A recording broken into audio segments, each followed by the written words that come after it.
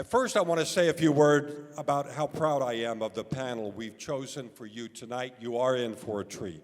Of the 4 broadcast panelists, I'm delighted to say that I recruited 3 of them into this company, and all of them have fulfilled my every hope and dream for them, and you are about to see why.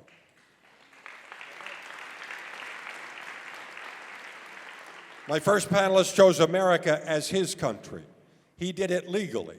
His father was a prisoner in communist gulag in Hungary, served hard labor, was beaten and tortured until he escaped with the daughter of another prisoner who eventually became his mother. They escaped communism to live in London, where they raised Seb to love freedom and liberty. Seb joined the military, became an educator, obtained his doctorate, moved legally to the United States, where he eventually made his way to become a strategist for President Donald Trump. He's authored 3 best-selling books on freedom, including the aptly named War for America's Soul, which that war is still going on today.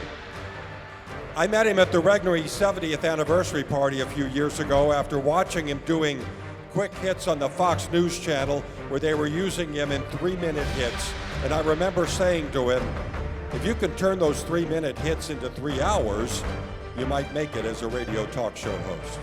He said it has been his dream since he was a kid. So he joined Salem in 2019 and took over the 3 p.m. Eastern time slot on the network. He's simulcast on Salem News Channel. He has a weekend show on Newsmax and is taking 300 listeners on a life-changing trip to Israel in November. Please welcome my friend Dr. Sebastian Gorka.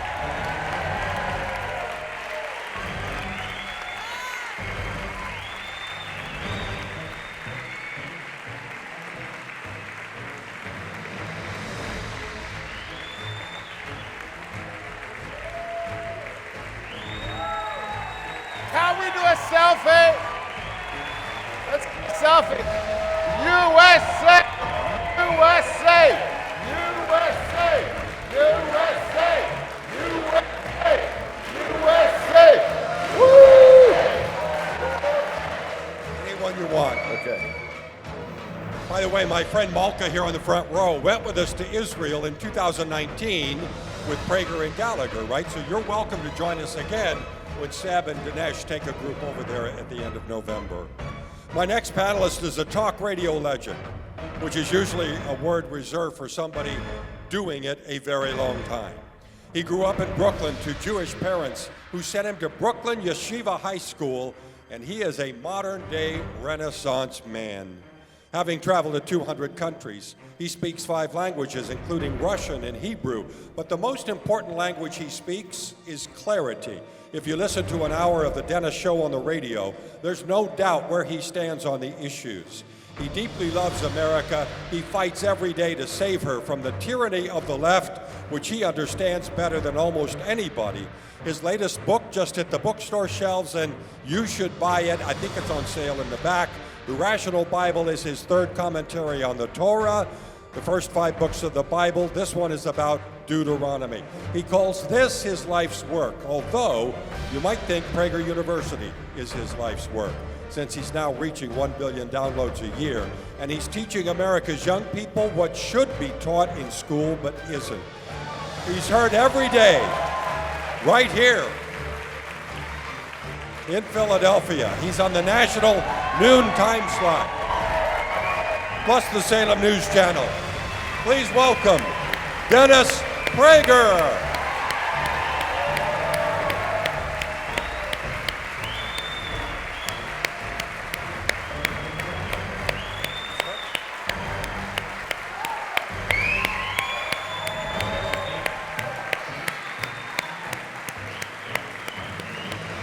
My next panelist is a lifelong radio geek with humble beginnings in the Dayton, Ohio area, then Greenville, South Carolina, then Albany, New York. And as he climbed the radio ladder, he got better and better on the radio, and he attracted the attention of the most listened to talk radio station in the nation, WABC in New York City, where I happen to be the program director. He joined the lineup as morning man in 1996. Salem Radio Network then saw his talent and picked up his nationally syndicated radio show and reunited him with me.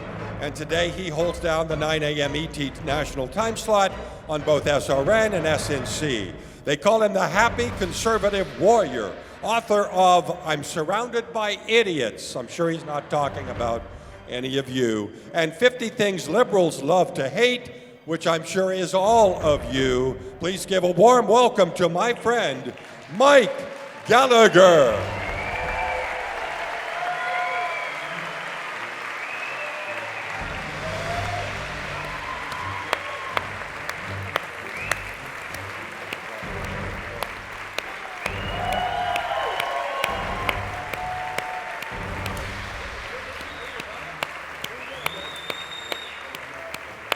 My next panelist I first got to know when he was the morning man in Kansas City. He was picked up across town here in Philly as the morning man on a little tiny radio station called WPHT, where he lasted for 7 years. When they foolishly let him go, I called him up and talked to him about joining us here on AM 990 The Answer. And I remember calling Lorenzo and telling him we might have a hit on our hands. Right about the time we were hiring him, we had an event for the station with listeners here. We hadn't been on the air yet with him, and I think Malka here is in the front row, was in that night. When we announced him to the crowd, he got a standing ovation, and we knew we had the right man to do mornings for us. It was November of 2019, and ever since he's been waking up Philly with his quick wit, his incisive take on the day's news and events. He just signed a new contract extension, so he's going to be here for a while. Please welcome our morning man, Chris Stigall.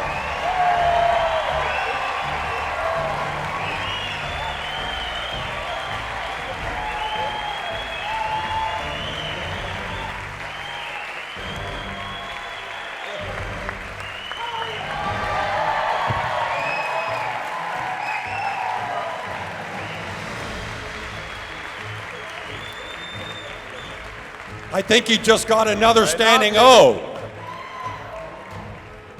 My next panelist knows a thing or two about job creation.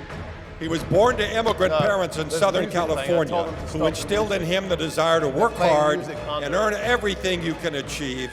He's the president and CEO of the Job Creators Network, where he's led the defense of small business from the onslaught of bad government policies. He has testified before legislative committees about the impact of taxation and regulation on small business growth. And he speaks frequently to business organizations across the country about the need for job creators to seize responsibility for defending free enterprise. Please welcome the CEO of Job Creators Network, Alfredo Ortiz.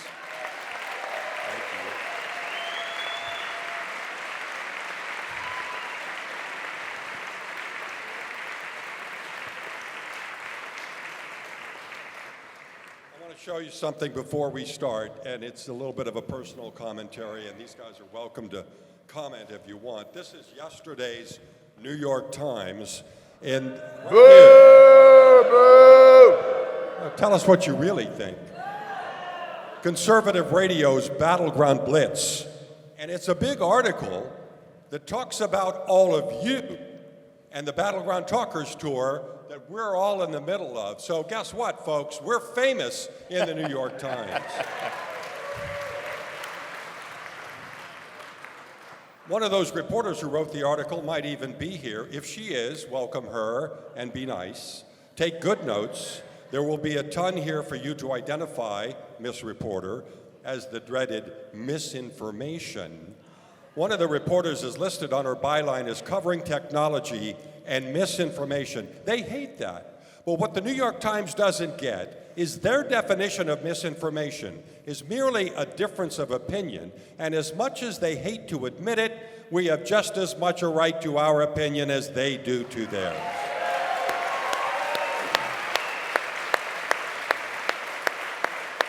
They gave up the mantle of telling the truth years ago, and in fact, the media has thrown in with the Democrats.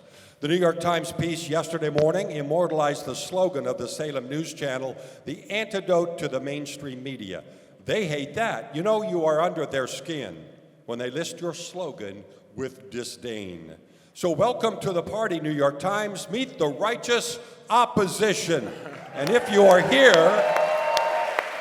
if the reporter is here, you are surrounded by real American patriots, not a bunch of mamby-pamby libs who read your paper as if it is truth, because it is not. But you are about to find out what is the truth.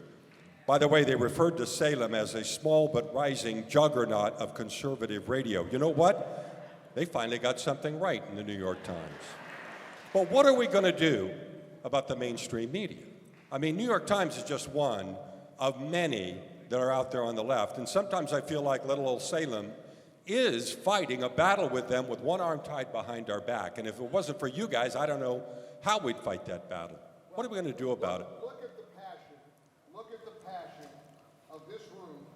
Look at the excitement of this room. Look at the hundreds of people who came out on a night that the Phillies are battling all the way to the World Series.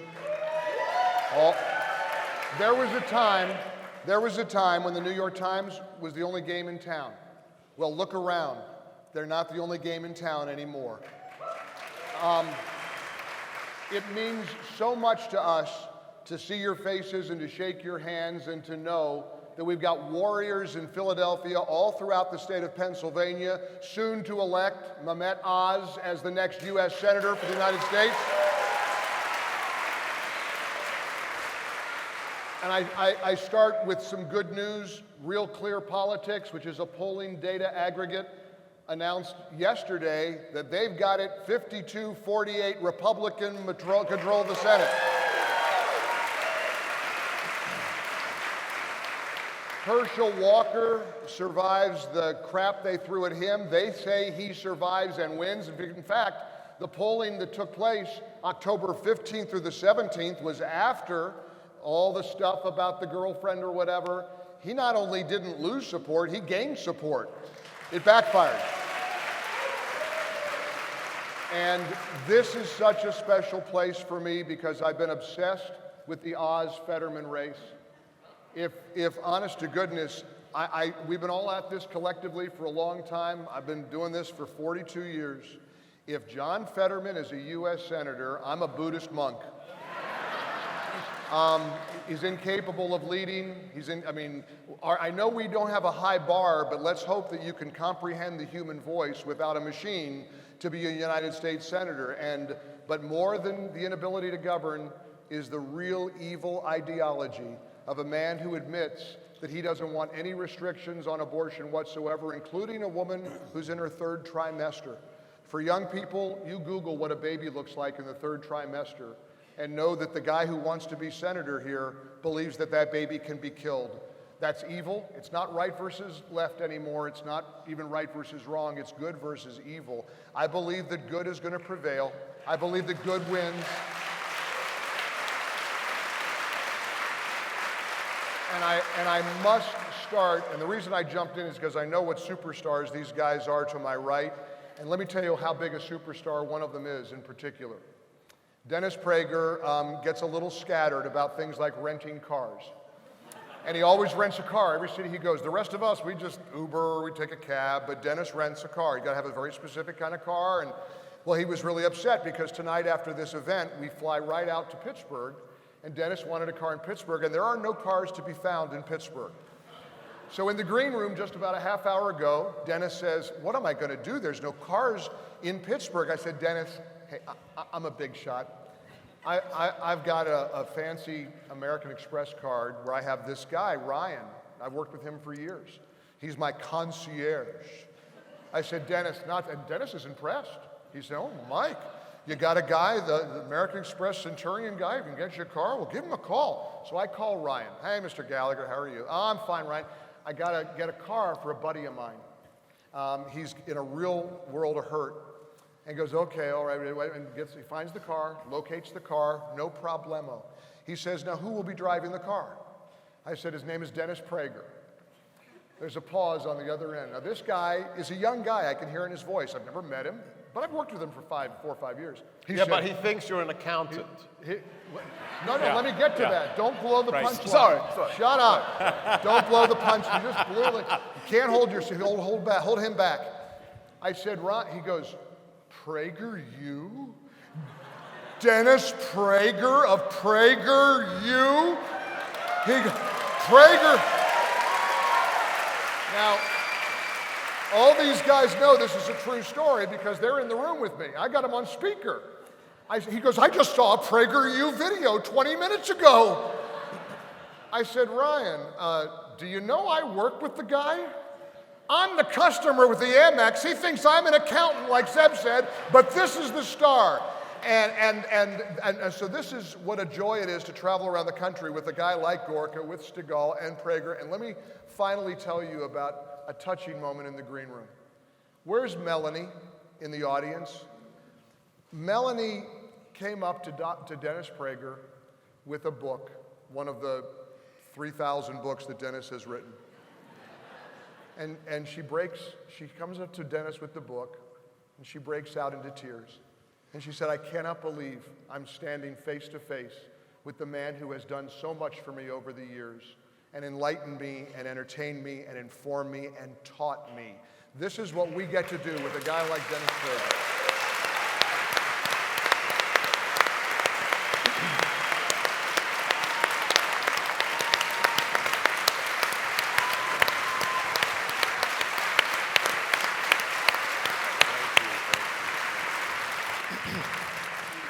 By the way, my favorite part of that story, the end of it is when he grabs the phone and says, "This is Dr. Gorka. Have you heard of me?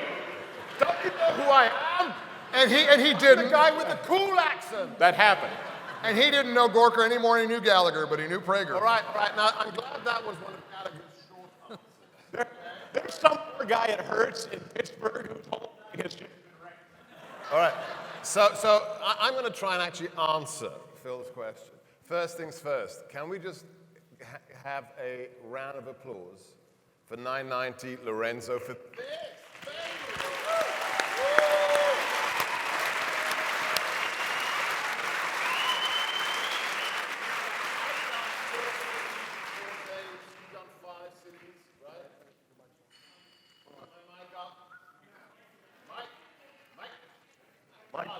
You know, when they told us we were 4. There you go. It's, so this is like number 4 for me, 5 for Mike. I'm sorry. You guys are really special.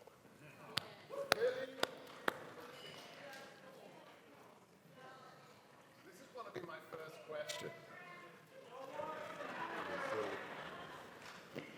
We're really special.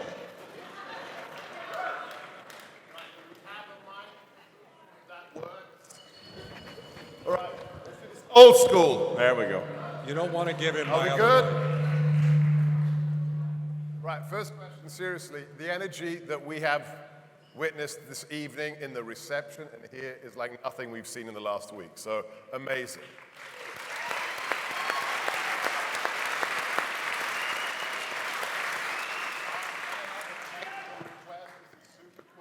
No, they blew it again.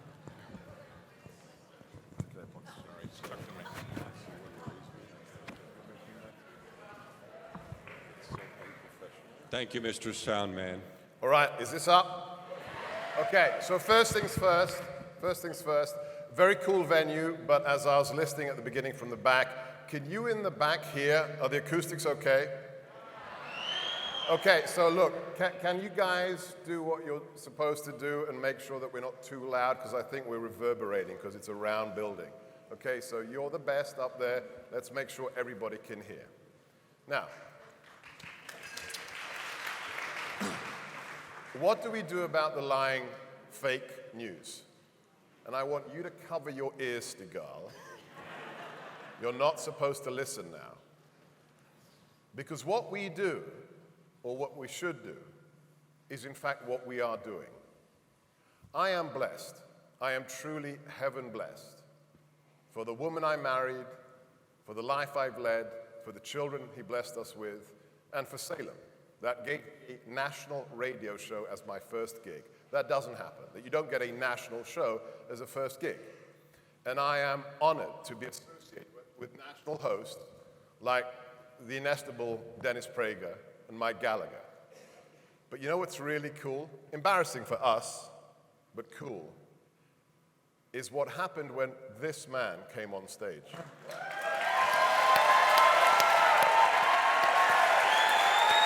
Now,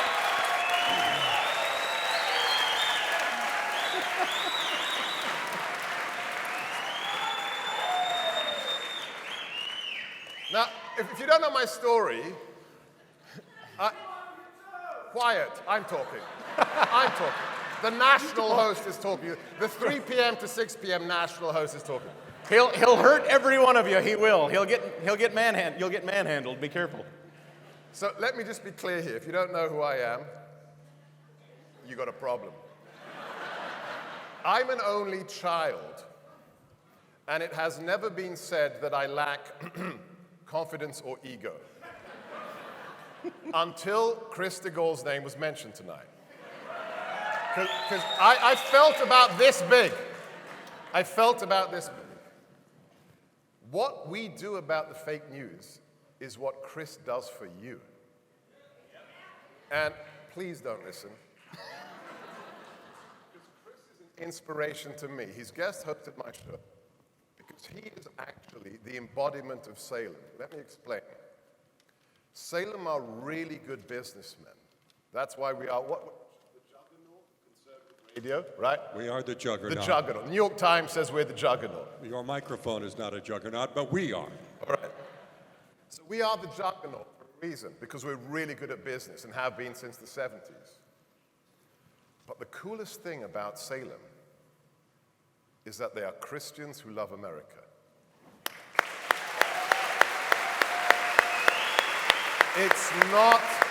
It's not just about making money.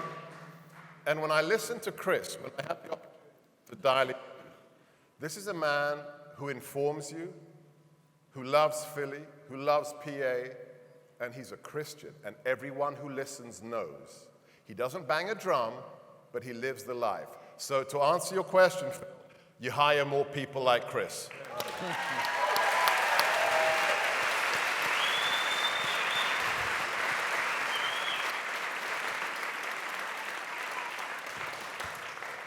So let's see if is mine working? Do you hear me?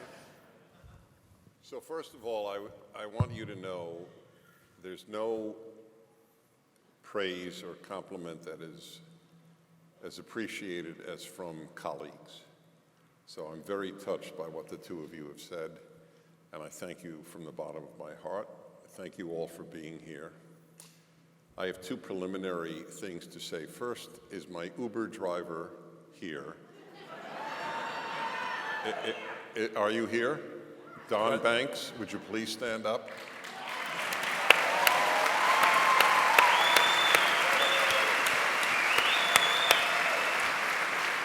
He wants a ride later tonight.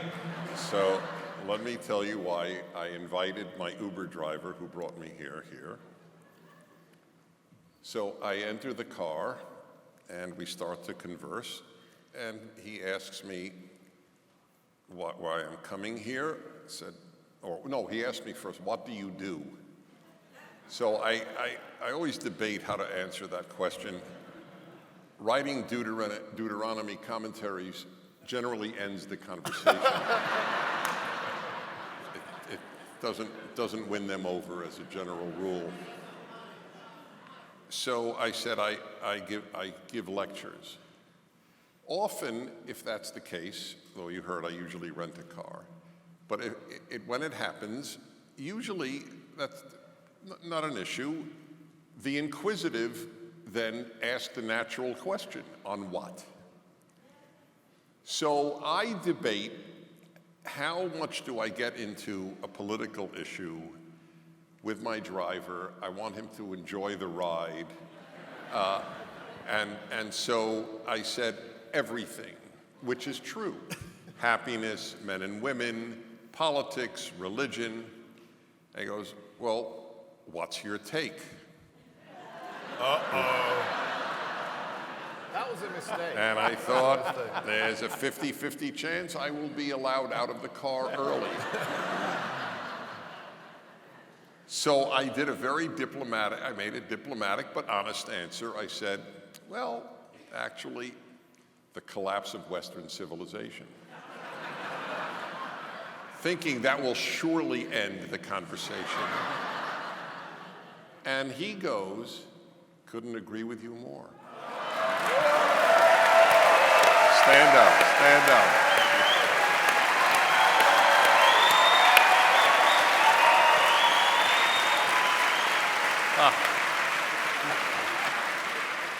I told you if you come, you're going to get a standing ovation. I didn't tell you to stand, and sure enough, he got one. It doesn't end there. He goes, I tell you, and he's talking to me, and he goes, this woke stuff, this assault on free speech, this is unprecedented in America. And I'm thinking, holy crap, did I hit the lottery or what? You never know what you'll get. It was. So I want to be very open. You know how open I am, and I have found that it's been almost only to my benefit, because if there's an elephant in the room, it's my motto, acknowledge its existence. Most black Uber drivers, or black almost anything, aren't going to say to a rider, this country's too woke. By the way, as I said, so of course my first reaction was whenever I have a black on my radio show, what does your family think? And sure enough, except for his kids, which I learned, which thank God is more important, his parents and siblings think he's nuts. By the way, for the record, much of my family thinks I'm nuts. I'm not black, I'm the next most loyal group to the Democrats, Jewish. So we two kindred spirits are riding the car. I invited him here, and it worked out beautifully. So God bless you, and what you said.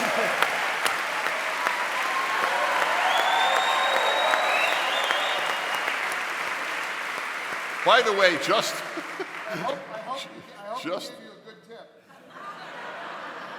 This is his tip. Give me a break. Oh, please. You want a good tip or a standing ovation? Can't have both in life. So by the way, who was with me? You were with me in Washington for the 2 weeks ago, or 10 days ago, it's hard to remember, for the opening day, or the week that my latest commentary on the Bible came out, Deuteronomy. And this very similar, very different and very similar thing. My driver that day, again, we're speaking, and whenever I hear an accent, I do what is decent. I ask a person, where are you from originally? The left being unreal about human beings. They're unreal. They don't want you, they consider it insulting to ask a person, where are you from? It's insulting not to ask a person. You have to understand, it shows I am taking an interest in you. That's what it means. Everything about the left is sick. That's an example. Don't ask a person where they're from is as sick as men give birth. No, I'm serious. It's not, I know it's worth laughing, but it's not funny. They say the opposite of truth as a given because truth is not a left-wing value. It's a liberal value. It's a conservative value. It is not a left-wing value. They say the opposite of what is true as a rule. That's one example. So I asked him, where are you from? And he said, Afghanistan. And are you Muslim? Because overwhelmingly Afghans are Muslim. I'm a Muslim. I'm curious, do you pray regularly? Do you fast during Ramadan? I know a lot about Islam. I studied it. I've been to many Islamic countries. I learned Arabic, which is not Pushtu, acknowledging that's their language. I don't know if he spoke Arabic. But in any event, doesn't matter. And then he was so open and so obviously not angry at non-Muslims, just speaking God is the God of all people. It doesn't matter how you approach him. He's a really beautiful sounding man. So I said, hey, listen, you want to come to my talk at the Museum of the Bible? And he came. So here he is, my Afghan Muslim driver at the Museum of the Bible, and then later he came over for me to sign my Deuteronomy. And I got the chills telling you this. If we reach out, you don't realize, and this is all part of a larger point. This driver and this dear Don Banks, and basically all of us, we are outliers. And I realized in the last 2 years, this really hit me. All good in the world is done by outliers. Sheep never do good. The left is sheep. The left is the herd.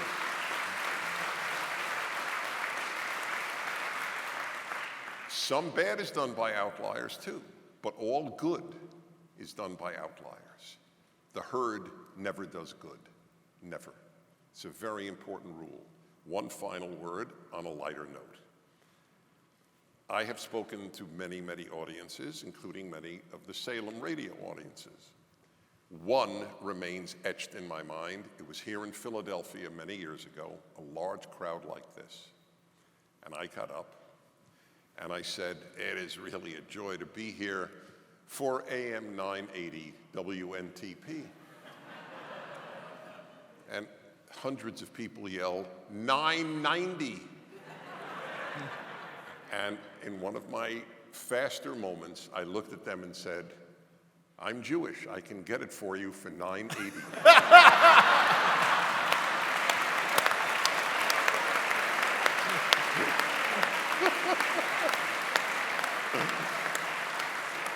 I was going to save this question for later, but I think it's a good time. And by the way, he needs to start an organization, Uber Drivers for America. Right?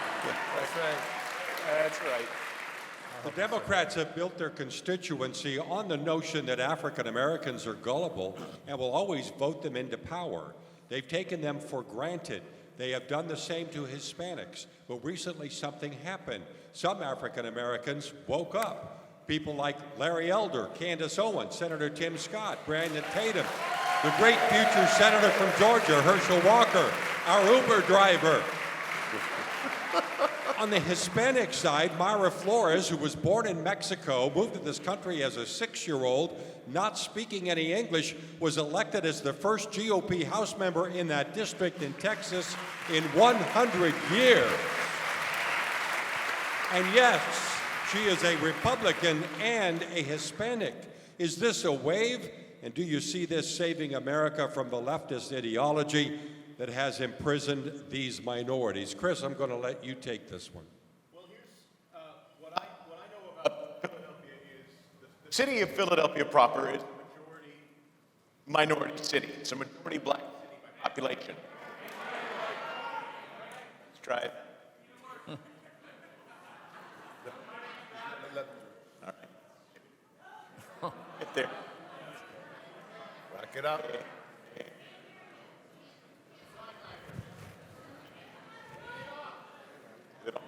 One, two. How about that? There we go. All right. Let me see you guys behind the speakers. Here's what I know about our city. How are you, by the way? Is everybody having fun?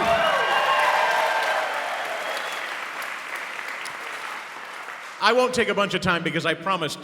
These guys have to go because they've got important work all over the country to do, but I'm sticking around after, okay? So I'm not going to spend a bunch of time.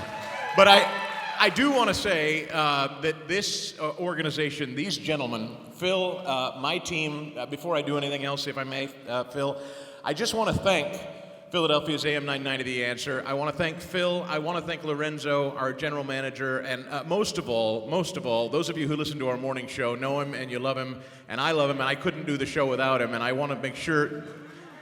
Run up here really fast. Run up here. Ladies and gentlemen, this is the greatest producer in radio. This is Fast Eddie. Fast Eddie Cayazzo.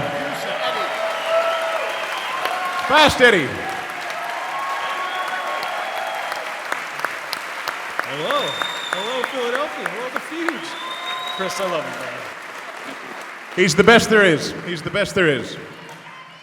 He makes it work every morning. I couldn't do it without him. Guy's working his butt off. Thank you, Ed. By the way, have the coffee ready first thing in the morning. I'm going to be feeling it. What I wanted to say, and most of all, the fact that those of you who listened to the other show and decided to join us here, and now that we're doing this new thing, this is the first time I've been out with you all, many of you, in 3 years since COVID, and I'm honored that you're here tonight, and I thank you. We're all thrilled. Black Americans, the majority minority city of Philadelphia, which is a black city, is being decimated. Black bodies are falling all over the city. The streets are running with the blood of black Americans in Philadelphia. Black American families, houses and businesses were looted and ransacked during the riots of the George Floyd era and BLM. Black Americans lost their jobs because many of them were forced to take shots that they didn't want to take. They were kept out of restaurants because they didn't take shots they didn't want to take. Don't tell me that Democrats have the interests of black Americans at heart. They do not. They have destroyed black America. This city and this Commonwealth are governed by Democrats that have done nothing to help black people. And the Republican Party and Doug Mastriano, who's running for governor, and Mehmet Oz, who's running for Senate, and a Republican legislature in Harrisburg will do more, I guarantee you will do more, for black Pennsylvanians, black Philadelphians, than any of these Democrats ever thought to do. And we have a chance to change it. And I think you're going to see more turnout than say. I think there's a real submerged vote out there. And my hope, my prayer, my feeling, my gut, it's going to be a different outcome November 8th than a lot of people are polling and thinking. That's my hope.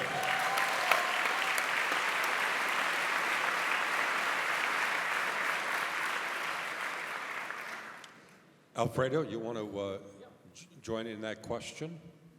Hello? Hopefully his lavalier will work. We may just end up passing that thing down. Thank you, Chris. I think so.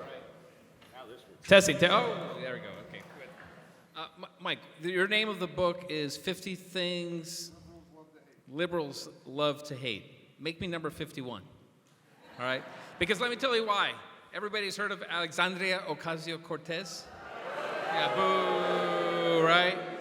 Well, my name is Alfredo Martin Ortiz. All right? And I'm Hispanic. And even though I'm Hispanic, listen to this. I love God. I'm a conservative. I love free enterprise. I love small businesses. You guys know that.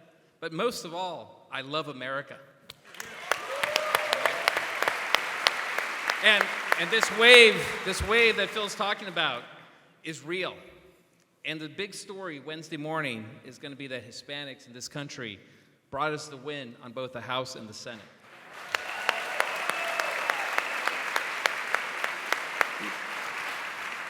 Look, there have been a lot of arguments made about the integrity of the November 2020 presidential election. You all know this. That's why you are here and in a battleground state. Democrats used COVID to relax certain long-standing voter laws and traditions that frankly made it easier for them to cheat. We know Democrats oppose voter ID laws because, again, it makes it harder to cheat. And I don't want to look back on 2020. I'm sick of it. But we do have to be more vigilant to stop the cheating. And in this coming election and in 2024, what can we do to make our election open and fair and secure with only legal ballots being cast? Seb? Yep.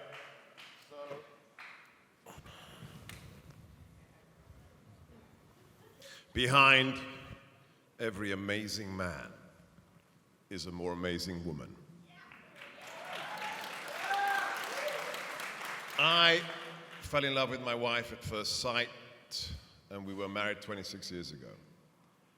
And she is the muse that keeps me running and inspires me every single day. However, there's a problem. She hates politics because she's sane. About 8 months ago, she came to me And clearly she'd forgotten that specific letter St. Paul wrote about wives obeying their husbands. And she said, I'm running for the local office. I want to run for the local community center board. And I said, my dear, you mean you want to ask me if you should? And she said, no, I filed the paperwork. I've applied. But I thought you hated politics. Yes, it's filthy. It's disgusting. We live in the swamp. But when the local community center, which thanks to an additional property tax, has a budget of $8 million a year, held a series of drag queen story hours for children, she said, no. And she ran.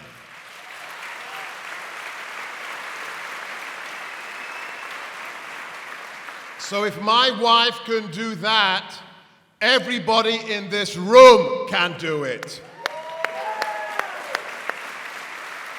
Don't get me wrong, it's cool to be a senator. We had Senator Cruz with us. It's great. It's really cool to be president or work in the White House for a president like I did.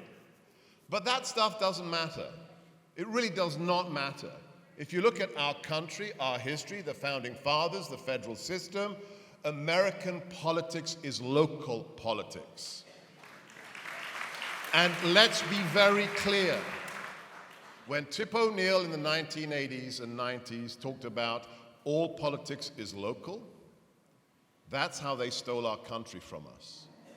When George Soros funded local prosecutors to let criminals out of prison, when they ran Democrats for school boards, when I moved to the Commonwealth of Virginia, the richest county in America with just full of overpaid bureaucrats, the local county school board was all 9 Democrats, with not one of them having a child in a public school in the county. That is how now, today, in our county, this is the regulation passed by the committee. If a kindergartner comes to school whose name is Timmy, and his best friend Johnny decides that today I am Julie, if Timmy calls Johnny Johnny and not Julie, he can be suspended. That's the regulation. So number 1, run for office. I don't care what it is. And to the specific point of them stealing elections, guess what my wife did again? She is now a certified senior election official in my county. A woman who detests politics, but is going to stand there in the pouring rain, come hail, come sleet, to make sure that they can't steal it. And let's be very clear, they will try to steal it again. It is up to us to stop them. Because this time, the thing you've heard for 20, 30, 40 years, this time it's true. This is the most important election in your life. Because if they maintain control of all 3 branches of government, they will lower the voting age. They will pack the Supreme Court, and they will amnesty up to 30 million illegal aliens. And then America is done. So you are the answer. You know, I want to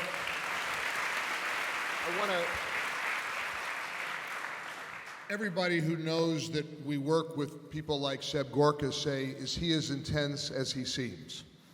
And I always love to tell this story everywhere we go, because first of all, as he's a warrior, he's a fighter. They've thrown so much at him over the last decade. Believe me, lesser men would wilt. He's indefatigable. He's a warrior. He's strong. He's courageous. I mean, I just admire him so very much, and I love how he stands down to no one. And let me give you a quick example. Shortly after Seb left the White House, and Salem snatched him up, and we were both, on the Salem roster. We were invited to the White House to have a visit with President Trump in the Oval Office. And the staging area was in the White House press briefing room. That's where we had to wait before we were ushered in to visit with President Trump. Now, the White House press briefing room, you've seen it a million times. It looks so majestic on TV. It's a dump. I mean, it's this dank, small, cluttered, smelly room. They just have a nice, pretty blue background with the White House and everything, but it really, so Seb and I are sitting there talking and waiting, making small talk, and I'm kind of starstruck. Oh, look, there's Hallie Jackson from NBC over there, and then along comes a guy named Jim Acosta from CNN.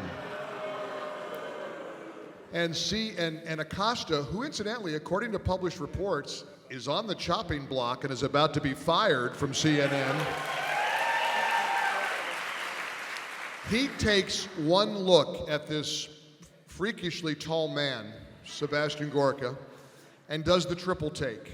And I see him make a beeline over for us. I thought, oh boy, here we go. And I'm thinking, don't do it, Jim, don't do it. You don't want to do it. As he slithers by us, he looks at Seb and he says, "This room is supposed to be for real journalists." And he keeps walking. Well, Sebastian Gorka being Sebastian Gorka, he's not going to let that go. All of a sudden, you hear him start bellowing, "Oh, really? Really? You think you're a real journalist? You're not a real..." And he starts bellowing. Well, this guy, Acosta, shrivels. He turns through, and then Seb starts saying, "Come back here, Abilio! Come back here, Abilio!" I think Seb's having a stroke. I don't know what Abilio is, because this is how smart he is. It turns out Abilio is Jim Acosta's real name. Nobody knows it, but Seb knew it. If you could have seen the look on Acosta's face, you haven't lived until you hear Gorka bellowing in the White House press briefing, "Come back here, Abilio!" And poof, just like that, Abilio Acosta vanished from the White House press briefing, never to be seen again. That's Seb Gorka, ladies and gentlemen.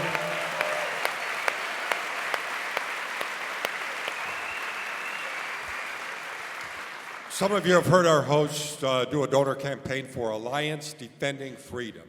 And I'm going to ask that they put a QR code up on the screen behind me, because I'd like you to take a picture of it.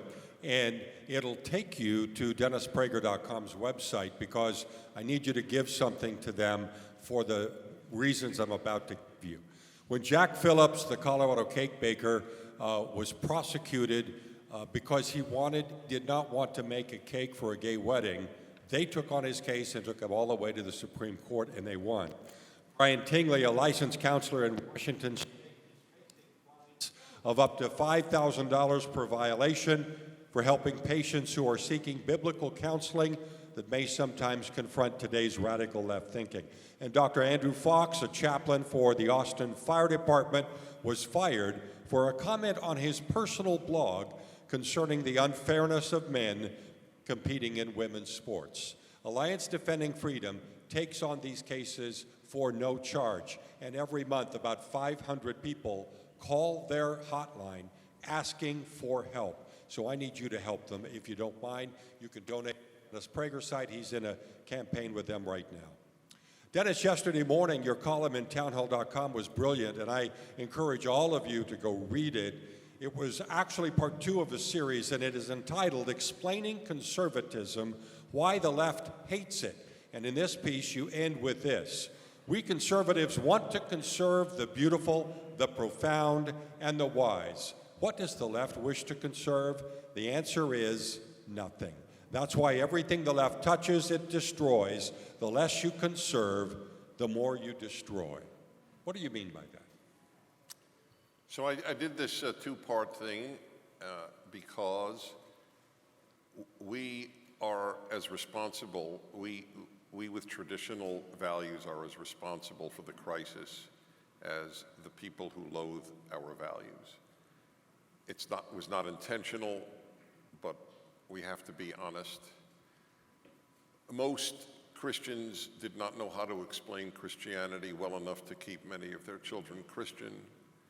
Most Jews did not explain Judaism enough to keep most of their children Jewish. Most Americans did not know what America stands for to keep their kids American-loving. And most conservatives could not explain conservatism to keep their kids conservative. This is not a blame game, but if we don't acknowledge our role in the demise of the country, it's like going to the therapist, which is what most therapists now unfortunately do, and they will blame your parents or others for all of your problems. And if after the 5th visit to a therapist you don't start blaming you, you are wasting your money with that therapist. We have failed. We have failed because in many cases, your parents didn't explain this to you. I began lecturing at the age of 21. I have a very odd life, and that's part of it. And I remember speaking to audiences, and in my case, I was involved overwhelmingly in Jewish life in my 20s, and I spoke overwhelmingly to Jewish audiences until they found out I was a conservative. And those invitations tended to dry out. Dry up, but it's not here or there. Anyway, I remember saying to them, you know, you all said, and this was people my parents' age, you want to give to us, your children, everything you didn't have. Meaning generally material prosperity and peace and the like, which is wonderful. The problem is you didn't give us what you did have. I knew in my 20s the crisis. That generation, many of your parents sitting here, including what is called the greatest generation, I don't know if they're the greatest, but they were a great generation, they did not know how to explain what we stood for. Well, when you don't explain it, you lose it. That's the law. And so that's why I'm writing my Bible commentary to explain God and religion to people who have not had it explained, and why I'm writing this series explaining conservatism. And I explain in part 1 that we stand for liberty, and the left does not value liberty, it values equality. And the two are mutually exclusive, because the more you attempt to create an egalitarian society, the less freedom that society will have. The more free, the more inegalitarian. Because some people have more talent, some people work harder, some people have better health, some people have more luck. That's just the way it is in life. The only way to ensure that we all end up the same is to destroy all standards, which is what they're doing now on MCATs, exams for law school, exams for medical school. United Airlines has announced that half of its places in its pilot school will be reserved for women. And until now, like I just recently, it was a woman pilot on my plane, couldn't care less, it means nothing to me. I admit that in a few years, I will worry if she's competent. Thanks to the asininity of the left in destroying everything it touches, and that is a rule of life, the left destroys everything it touches. I will not know who is a good doctor. If the doctor is a minority or a woman or whatever, I will assume they got in because they lowered standards. I never assume that now. I never assumed that as a kid. On the contrary, when I saw a black surgeon, I assumed he must be awesome. Look at what he overcame to become such a great surgeon. Not in the future. They admit it. We are lowering standards in surgery for non-white, non-males. Why would anyone, including a non-white and a non-male, want to go to such a doctor? So liberty is not one of their values. And in part 2, which is what Phil just quoted, the essence of conservatism is to conserve. We want to pass on, this is our gift. One of the only gifts we can give the next generation is the best that people have ever come up with. The best literature, the best music, the best art, the best ideas, the best religion, the best values, the best morality, the best of everything. That's our task, to pass it on. But the left loathes the old. They took down Shakespeare's mural at the University of Pennsylvania English department. The English department took down the greatest English writer, and they put up instead whom? A non-white, non-male, that is female in most cases, one has to stipulate that today, a lesbian poet. Does anyone claim she writes English as well as Shakespeare? No one. No one. But it doesn't matter. The standard of the left is not to convey excellence to the next generation. It is to convey the new to the next generation, to convey the different, change. Why is change an erotic word in the left's vocabulary? Why did the Obama campaign base itself on hope and change? Because they are intoxicated by change. They are bored by Shakespeare. They are bored by Beethoven. They are bored by Deuteronomy. And I mean literally bored. The secularism breeds boredom. We who have full lives don't need new. If it's new and good, we love it. But it better damn well be good. Otherwise, I do prefer Beethoven. That is correct.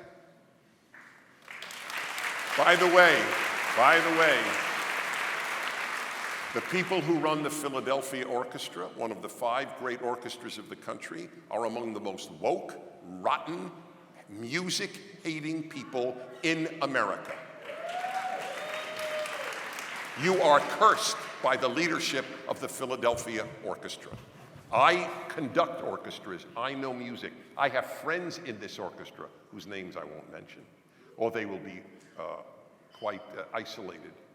But I just want you to know it is a tragedy how often on my national show I have isolated the Philadelphia Orchestra for condemnation for its contempt for great music. Love it. Thank you, Dennis.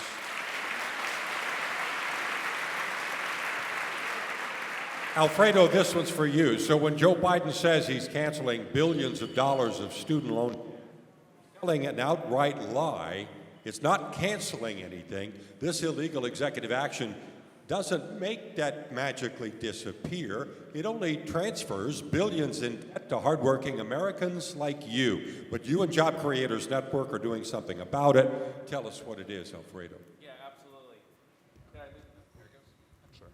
Hello? All right, there we go. Really quickly, you already heard me say that I don't fit the narrative that the left has for Hispanics, and I'm very happy about that. I never will either. So, but more importantly, it's because of the work I think that I do.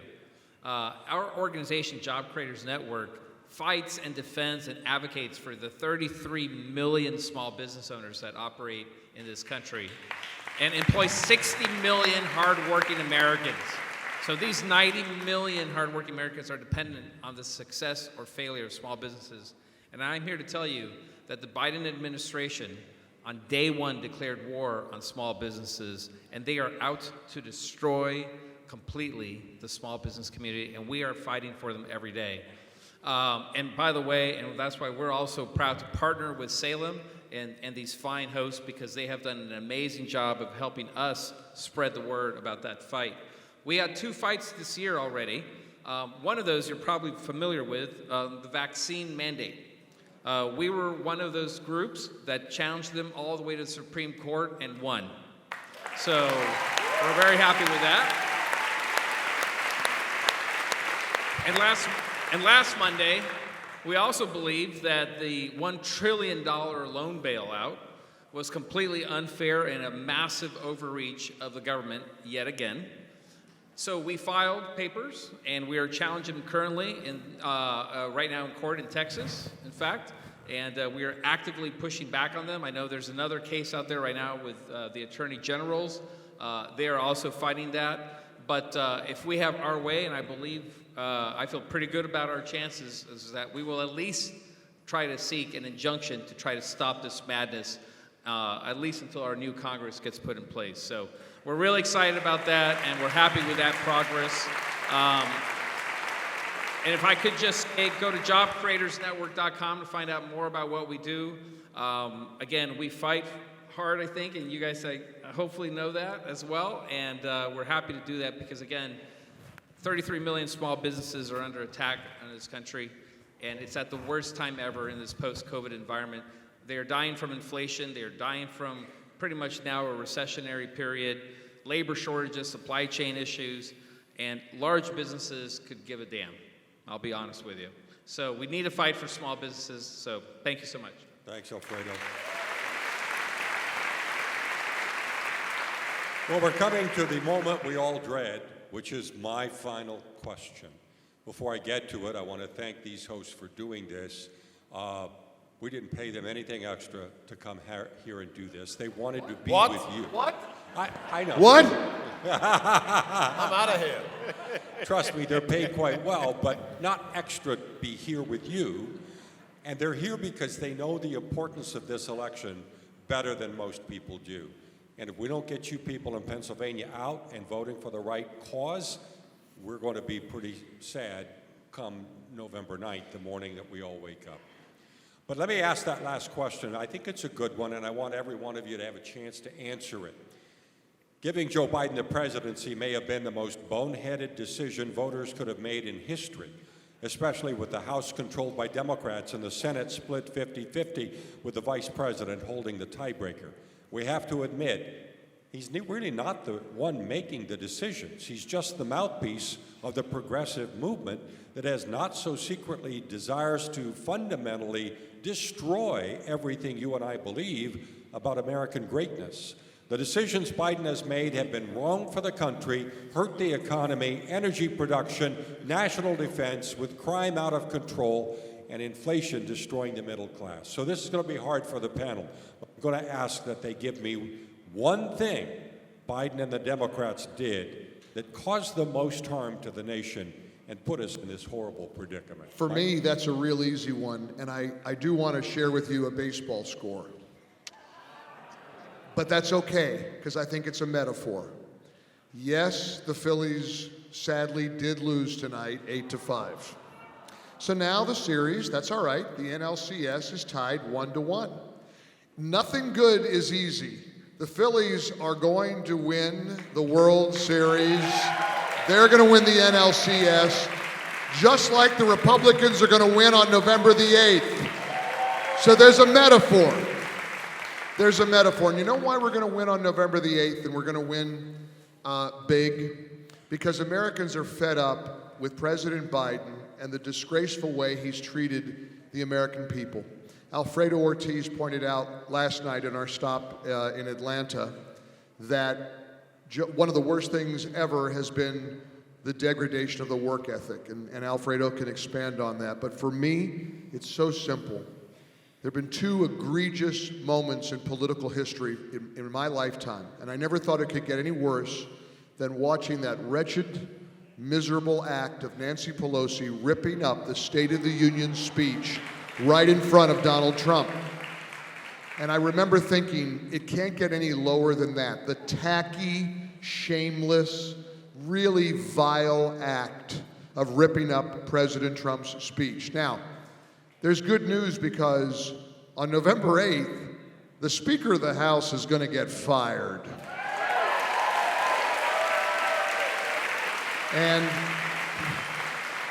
the poor airline pilots that have, or the airplane pilots that have to shuttle her and her grandkids and all of her girlfriends from Washington to San Francisco. Remember when she didn't like the private jet that the Speaker of the House was given and she demanded it get upgraded to a bigger jet so that she could wine and dine her girlfriends? Well, guess what? That jet's gone. She's going to fly commercial like everybody else now, which is good news. Just a miserable, awful viciousness. And one thing about the left, Dennis always talks about the left, everything they touch, they destroy. They're so mean and cruel. There's a cruelty to the left that we don't really embrace. We don't understand it. We don't recognize it. We can't relate to the viciousness of the left. They're just not nice people. They're miserable. They're happy being miserable. But without a doubt, Phil, to your question, President Biden's decision to call everybody in this room and half the nation semi-fascist is one of the most shockingly obnoxious and offensive things a sitting president of the United States did. You think about the 4 years of Donald Trump, mean tweets about Rosie O'Donnell, whatever. That pales in comparison to calling more than half the nation fascists. It doesn't get any worse than that. It doesn't get any worse. One of the big lies, they love calling us election deniers because we question an election. They call it the big lie, right? You want to know the big lie? Big lie is that Joe Biden is a nice guy. Because he's not a nice guy. He's mean, he's cruel, he's ruthless, and he's a political animal that is about to wake up on the morning of November the 9th with a bowl of ice cream, and then they're going to say, Mr. President, your party lost, and you lost big. And that's because you did that. You'll do it here in Pennsylvania. God bless you for supporting Republican candidates. God bless you for supporting AM 990 The Answer, listening to all of us. And it's a blessing and a joy to be in a room full of great patriots like all of you. We're so grateful you all came out tonight. Thank you.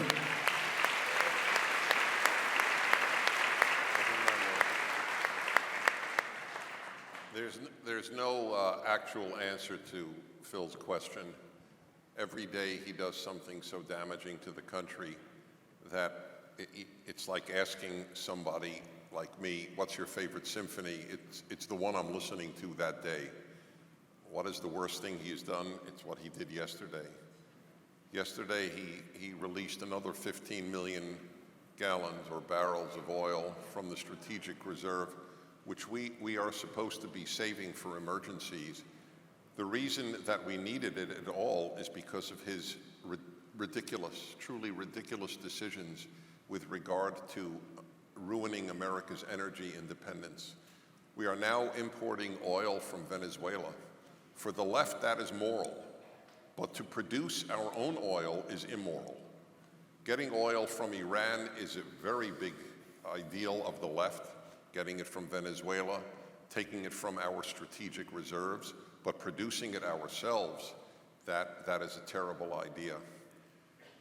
It is almost impossible to understand him or the left because, like men give birth and men menstruate, or it's offensive to ask someone where they're from, or any of their other positions, the latest being, what was it, the New Jersey schools that have banned Halloween because it's not inclusive? What is it not inclusive about?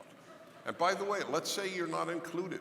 It's like, I'll never forget, I railed against an Indiana law school because the professors there said, get rid of the Christmas tree in the main lobby because it's not inclusive. And they specifically said Jews. So I had the professor on. She didn't know I was a Semite. And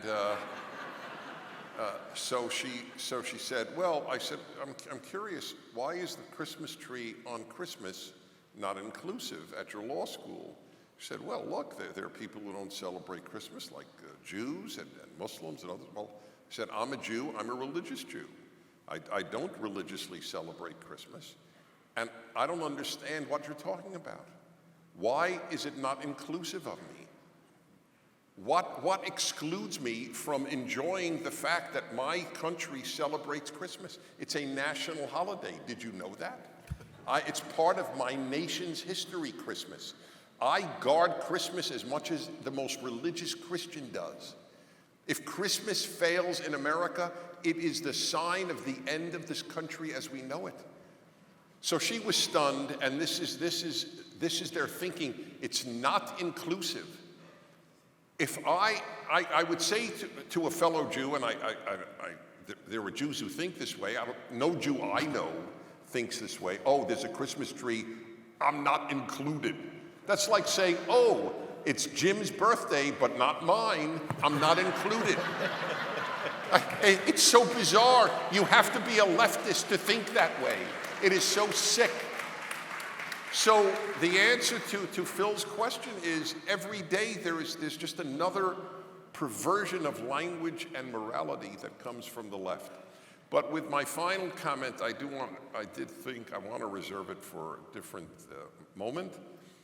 And when I walked in, two officers walked over to me and wanted to take selfies with me. And I need to tell you, when police asked to take a photo with me, it touches my heart. And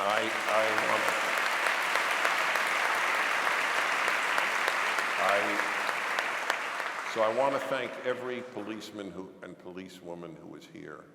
We adore you. We thank you. We support you.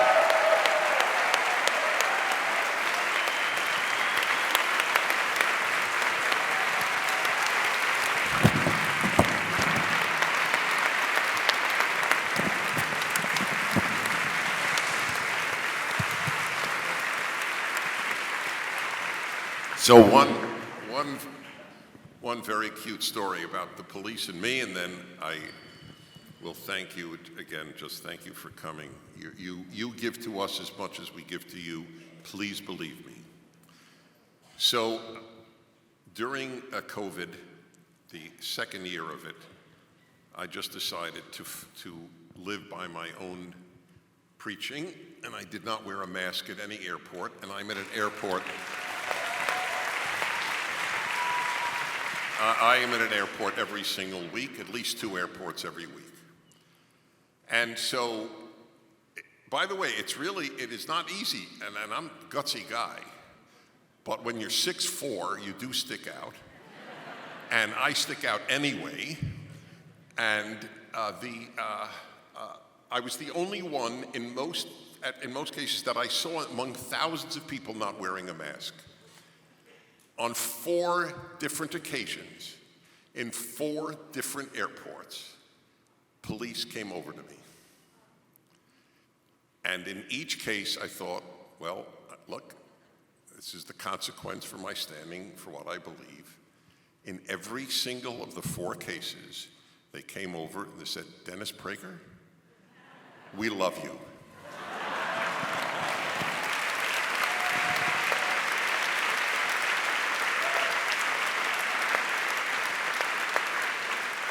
Chris, you want to answer this, and then we'll let Seb finish? Oh, yeah, I'll be quick. Let me grab that.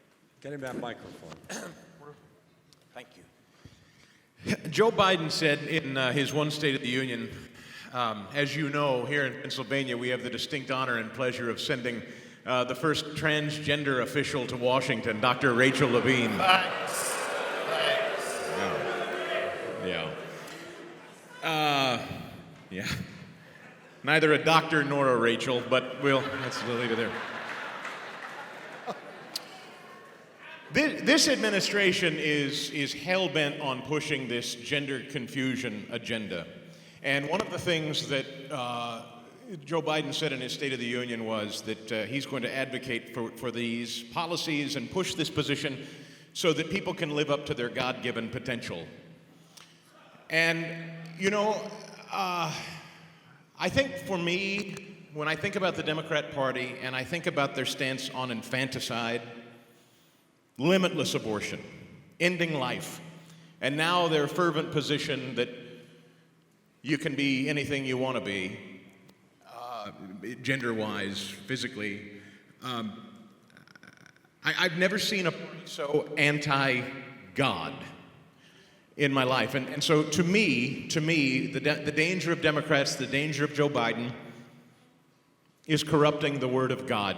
Say what you want, have any crazy position you want, but keep God out of your mouth. God does not make mistakes. God does not make mistakes. Human life is not a mistake. Your gender is not a mistake. Leave our children out of it. That's what I'll say. Thanks, Chris. Keep doing what you're doing in the morning. So it's a kind of bittersweet thing to be on a platform with Dennis Prager. Good thing is, I never have to do show prep the next day for my show, because I just make notes all night, and I just quote Dennis. I did it today, and I've got 2 pages of notes. But then he steals my stinking thunder. I was going to thank my Italian buddy, the sergeant from Warminster, Westminster and her team for looking after us. God bless every police officer in America. Let's hear it. Let's hear it. I do not know how you do your job. I do not know, after the last 2 years, how any police officer anywhere puts on the Sam Brown belt and the badge and the gun. God bless every one of you.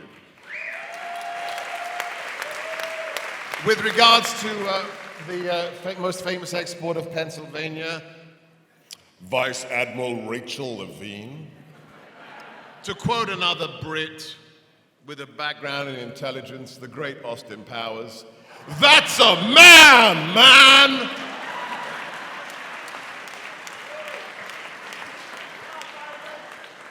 But seriously, and he was born in Canada anyway, I'm going to give you a twofer, Phil, because you've paid us so much to appear here tonight.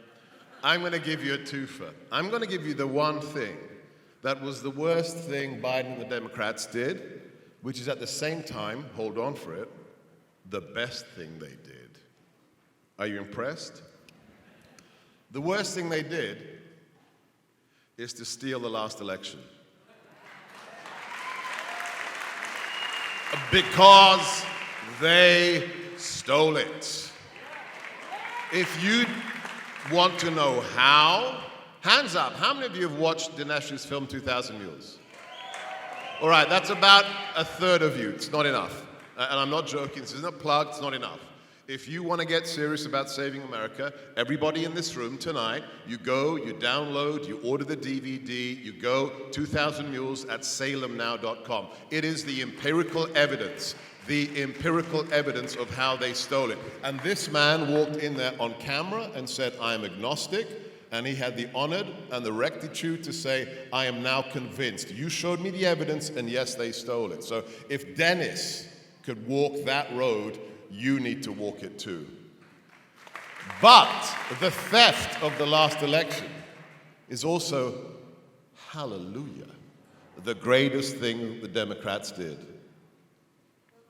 Because, to use the cool kids' phrase, what they have done since they stole it in the last 19 months has red-pilled tens of millions of Americans. When they cancel Title IX and say, girls' sports, yeah, you can have testicles and get Title IX protection as a girl. When they open the border with at least 4 million illegal immigrants. When the chairman of the Joint Chiefs in front of Congress says, yeah, I'm white and I want to know about white rage. Then average Americans who aren't big political patriots like you go, huh? What did I just witness?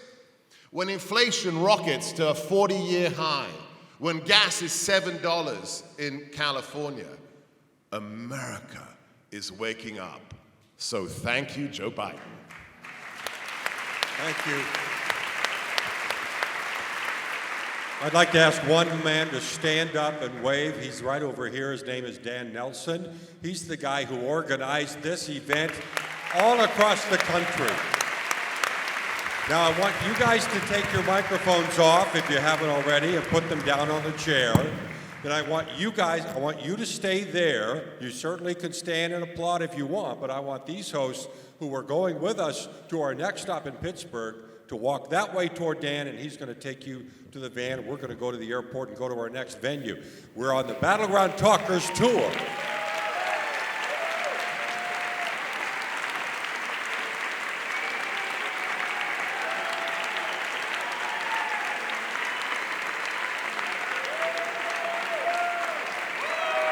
Thanks, everybody, for coming. Thanks for listening to AM 990, The Answer. Let's get out November 8th. Let's win this election.